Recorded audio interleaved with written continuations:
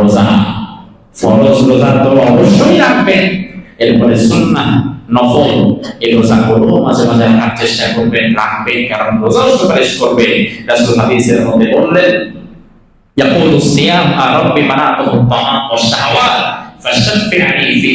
আল্লাহ তাআলা এই মানুষটা দুনিয়াতে কতবার আমার জন্য দিনের বেলা সে তার স্ত্রীর কাছে যাওয়া থেকে বিরত ছিল, সে ফজর থেকে সেই সন্ধ্যা পর্যন্ত পানাহার থেকে বিরত ছিল, আর রব্বে কারীম এই মানুষটাকে জাহান্নামে ছেড়ে আমি রোজা যাব না, ফাশফি'নি ফি, আপনি আমার তার ব্যাপারে আপনি আমার সুপারিশটা গ্রহণ করেন।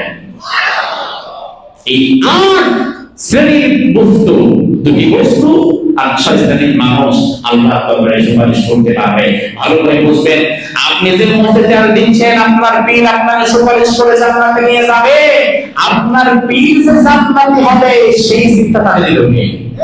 কারণ জান্নাতের সুপারিশ তো করতে পারবে তারা আগে যারা মুক্তি নিশ্চিত থাকবে।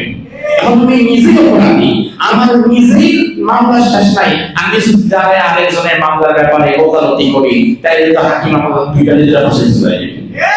তুমি আমার কামনামি করবেন, তুমি কি পাচ্ছ না? তা আপনার পীর সাহেব অনুমতি পাবে কিভাবে?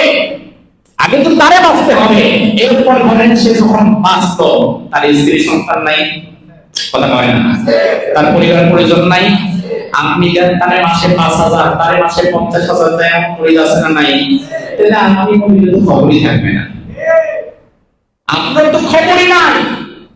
এজন্য অমুক আমার জন্য সুপারিশ করবে, তমুক আমার সুপারিশ করে জান্নাতে নিয়ে যাবে, এই চিন্তা মানবেন।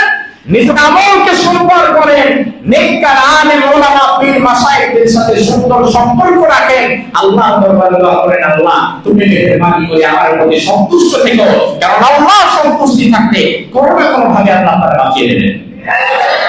আল্লাহ সুবহানাহু ওয়া তাআলা এই সহজ কথাগুলোকে আমাদের সহজে বোঝার তৌফিক দান করুন।